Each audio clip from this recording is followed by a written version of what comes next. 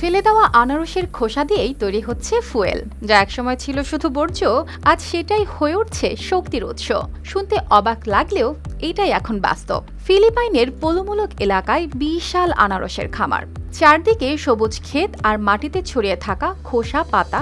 বাকি অংশ একসময় এগুলোই ছিল বড় সমস্যা। প্রতিদিন শত শত টন বর্জ্য জমে থাকতো, তৈরি হতো দুর্গন্ধ, বাড়ত পরিবেশের চাপ। কিন্তু এখন সেই দৃশ্য বদলে গেছে। এই বর্জ্যগুলো আর ফেলে দেওয়া হয় না, এগুলো সংগ্রহ করে নিয়ে যাওয়া হয় বিশেষ একটি প্ল্যান্টে, যেখানে ধাপে ধাপে এগুলোকে বদলে ফেলা হয় শক্তিতে। প্রথমে সব বর্জ্য একসঙ্গে মিশিয়ে তরল করা হয়, এরপর সেটি পাঠানো হয় বড় ট্যাঙ্কে, যেখানে অক্সিজেন ছাড়া বিশেষ জীবাণু ধীরে ধীরে ভেঙে ফেলে এই বর্জ্য। এই প্রক্রিয়ায় তৈরি হয় বায়োগ্যাস, যার মূল উপাদান মিথেন।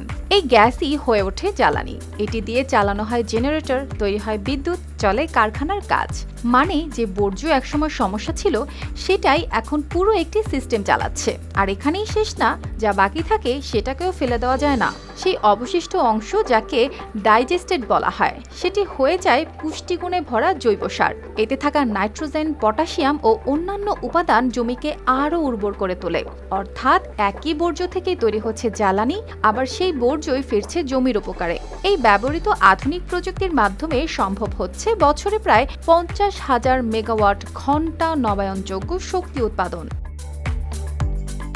এই প্রকল্প শুধু পরিবেশ রক্ষা করছে না, বরং কমাচ্ছে জ্বালানির খরচও। বিশ্ববাজারে জ্বালানির দাম বাড়ার সময় এমন উদ্যোগ হয়ে উঠছে কার্যকর বিকল্প।